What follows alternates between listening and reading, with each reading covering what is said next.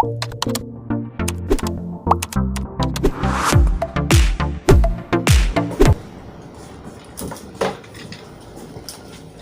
Hello everyone! Hi, friend! Uy! Hello! Anong topic mo sa reporting? Ako? Sociological Foundation of Curriculum. Ikaw? Ako? Historical Foundation of Curriculum. Ha? Kailangan pa ba talagang aralin yan? Pas na nga, diba? Ba't babalikan mo pa? Let me start with my presentation then. Hello everyone, I am Lishan S. Bernadette and I will be your presenter for today. And we are going to talk about the historical foundation of curriculum. Let us first understand what curriculum is.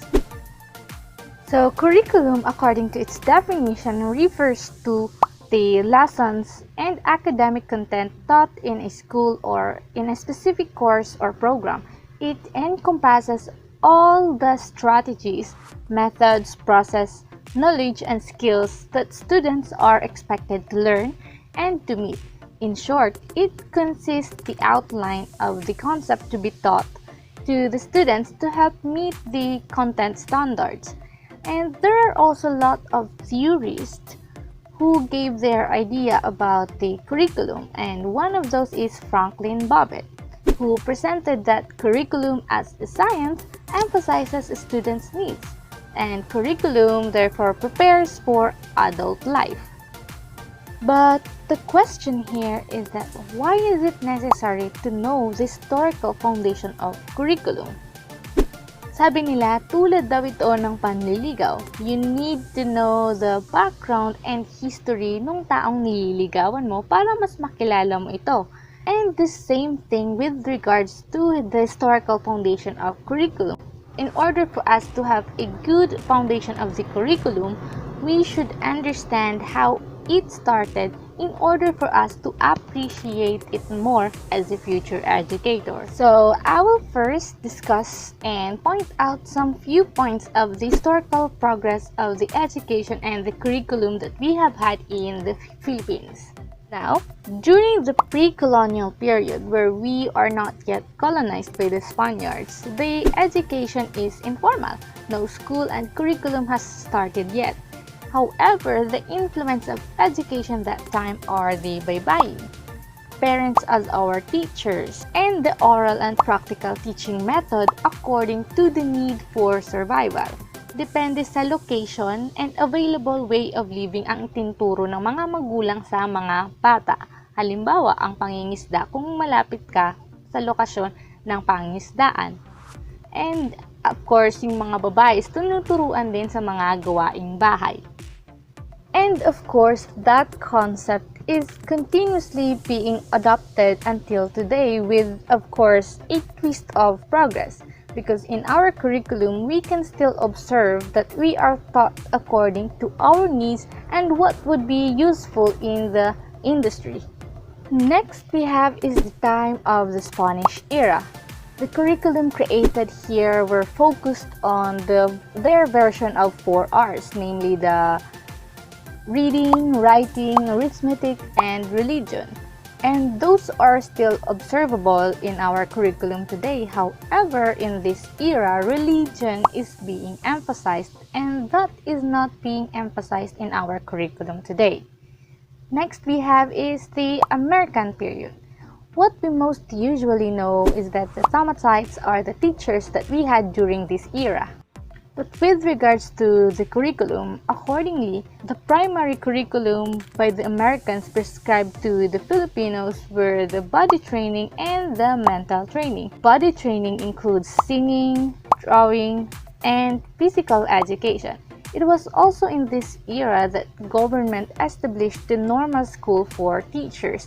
In this time, we had 3 levels of education during the American period. These are the elementary, secondary, and college, and it lasted in our curriculum for years, but recently it was changed. See how the history contributes in the change and development of the curriculum. Now, in the Philippine Commonwealth period, all schools were encouraged to develop moral character, personal discipline, civic conscience, and vocational efficiency. They also encouraged to promote effective participation of the citizens in the process of a democratic society. While in the Japanese period, they contributed in our curriculum in three different ways. First is endeavor to elevate the morals of the people, giving up overemphasis of materialism. Second, the promotion of vocational courses. And lastly, to inspire people with the spirit of love and labor. Now, in the martial law period, the Department of Education became the Department of Education and Culture in 1972, and in 1978 it became the Ministry of Education and Culture, and in 1982 with the Education Act. And of course, in this period, a bilingual education scheme was established in 1974, requiring Filipino and English to be used in schools. Now, from 2010 up to the present, or the 2010 and the K-12 program, or from 2010 up to the K-12 program, the start of the 21st century's second decade saw a major improvement in the Philippine curriculum and education system. Because on 2011, the Department of Education started to implement the new K-12 educational system, which contributed a huge change in our curriculum. And this also included a new curriculum for all schools nationwide. The K-12 program started from school year 2011 and 2012. Now, what are the historical implications of this in our curriculum? Well, in general, the following are some few points about the implications of history as part of the foundation of the curriculum. First, it promotes a sense of freedom and encourages educational reform. Second, history of the curriculum guides the future plans of our curriculum. And lastly, it helps eliminate useless traditions. Well, throughout history, curricular choices have been made out of necessity and to meet the specific needs of society at the time. And in reviewing history, it becomes apparent that this has been the case throughout the centuries. And ideas can change, and history shows that what is now isn't necessarily what needs to remain. And in history, we see why and how things came to be. Now, since society is related to the changes of history, let us now proceed to the sociological foundation of the curriculum. In here, we have to realize that schools exist within the social context. Therefore, understanding the sociological foundation is important so that the curriculum and the school itself can work well with the society where they belong. Now, let us first define what sociology is. Well, the term sociology is derived from the Latin word socius, which means social or being with others, and the word logos came from the Greek, which means to study. Therefore, the term sociology basically means the study of social beings. But how does the society or the study of social beings affects the curriculum?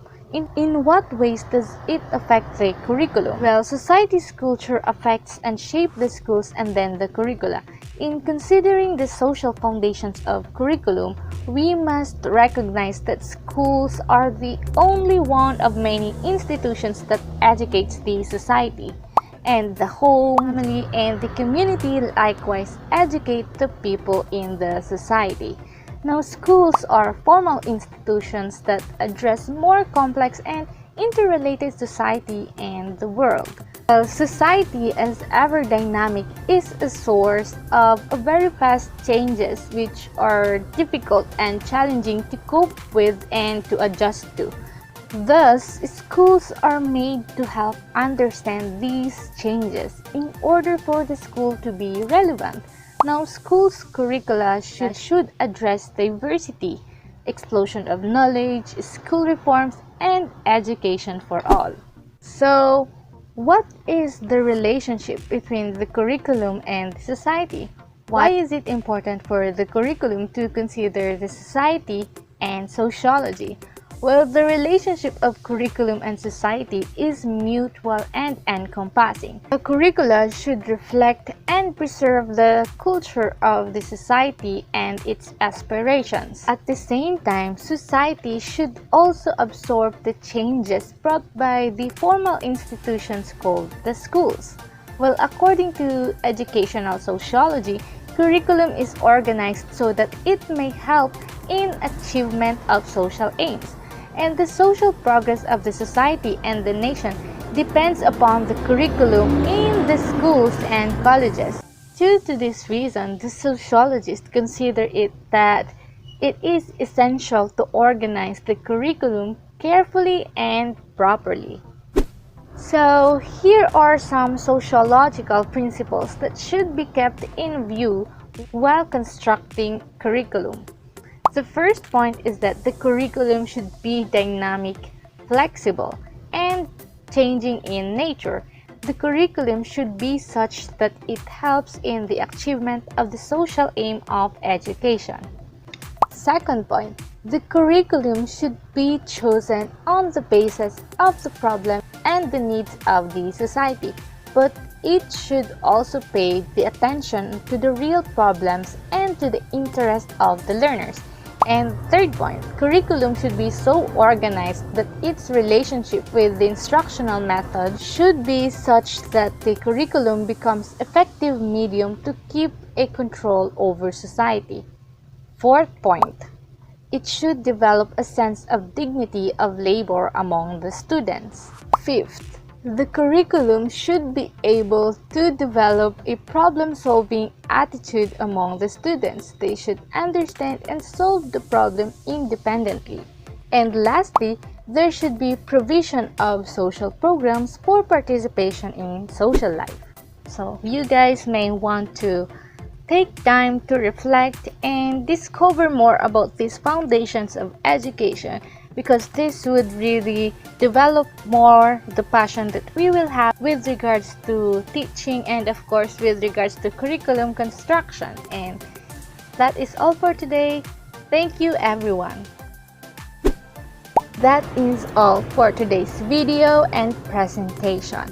I hope and we hope that everyone learned from this video and presentation about the historical foundation of curriculum and sociological foundation of curriculum. Again, thank you everyone for participating and for listening in this video and in this presentation.